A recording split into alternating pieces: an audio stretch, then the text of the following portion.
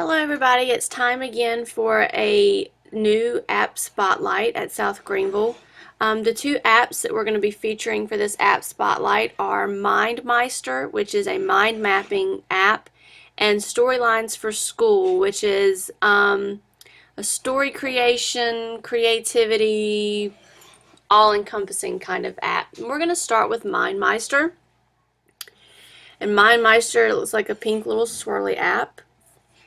And what this allows us to do is to create graphic organizers. It's very, very simple. So when you open up the app, you can click the plus sign and you can either create folders or maps, and I'll show you how to put your maps into different folders. But first, let's look at how to create a map. So I'm going to click map, and it says, okay, wonderful. Let's dismiss it and let's try a new one.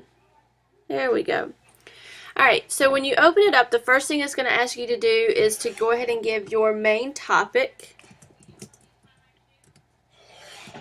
for the app, or for the map, excuse me. And down along the bottom you can see that you can change the colors.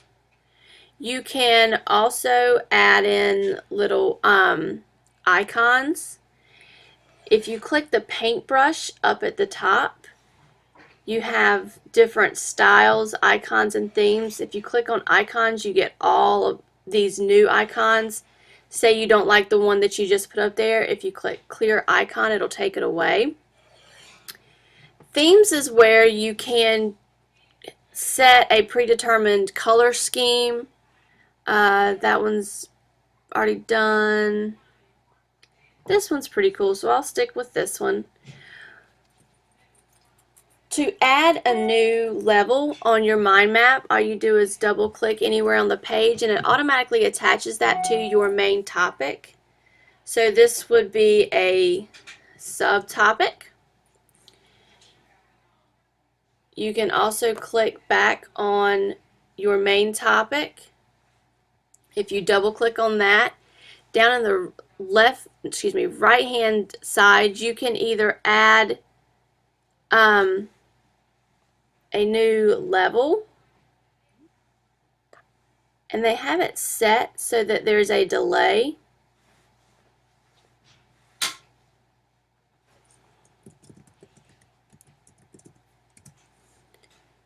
So you can move something, it'll preview where you're moving to, but it doesn't actually move it until you move your finger. That way, if you made a mistake or touched somewhere on the screen, it's not just sending things different places.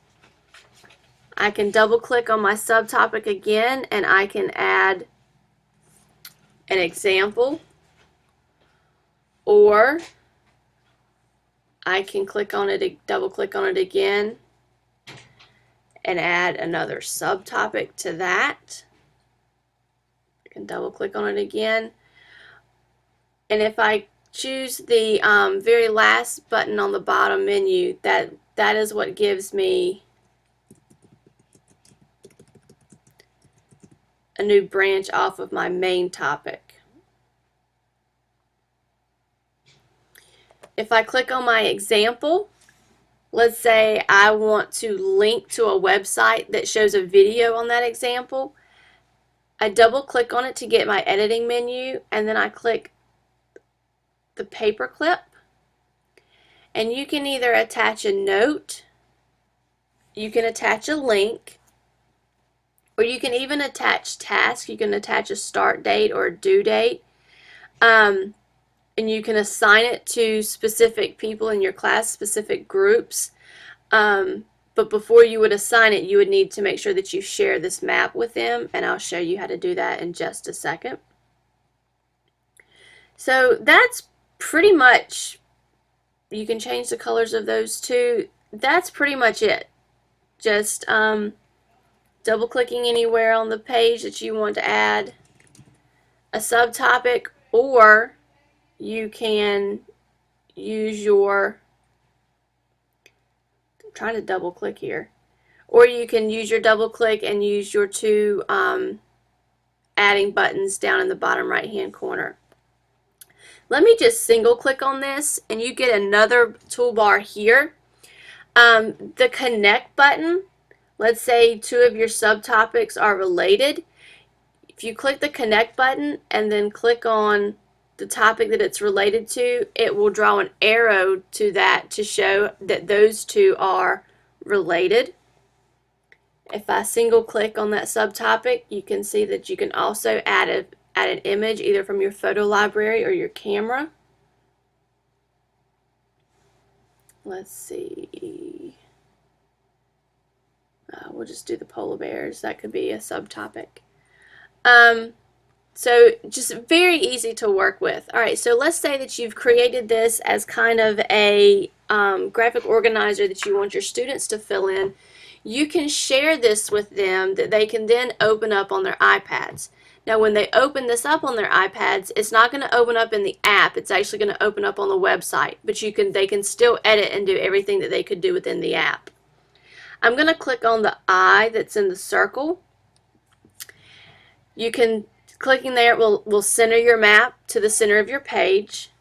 You can also export this as these different file types, which could then be saved to your Dropbox and opened up on a regular computer.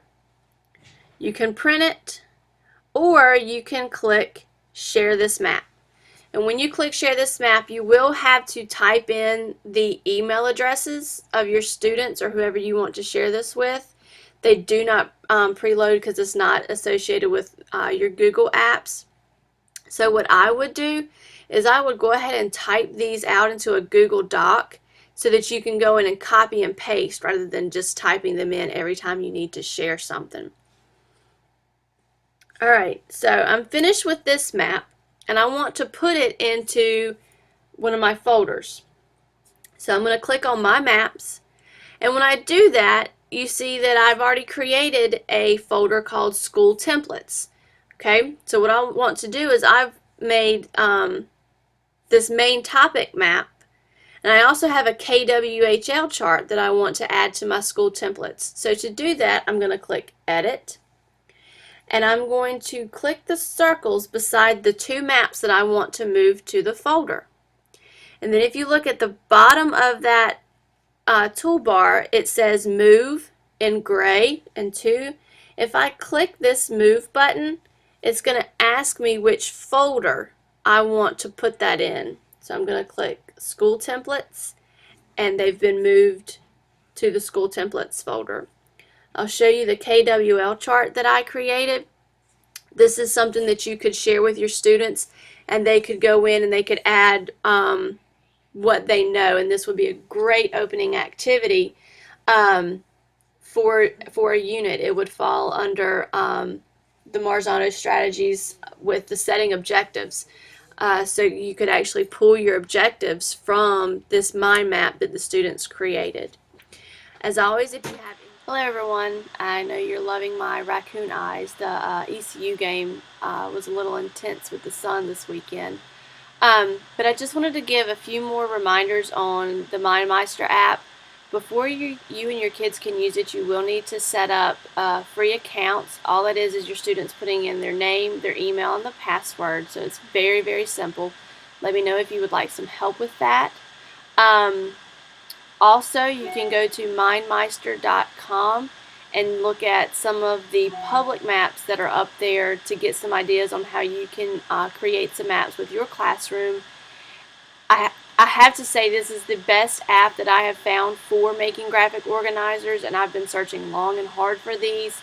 I was super excited when I saw that MindMeister had finally come out with an app. So you definitely need to check this out because it is super easy to use and a very powerful tool.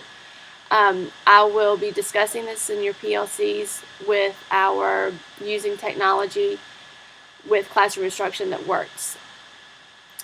Stay tuned for our video on Storylines for Schools, which is the second app in the November App Spotlight. Have a great week.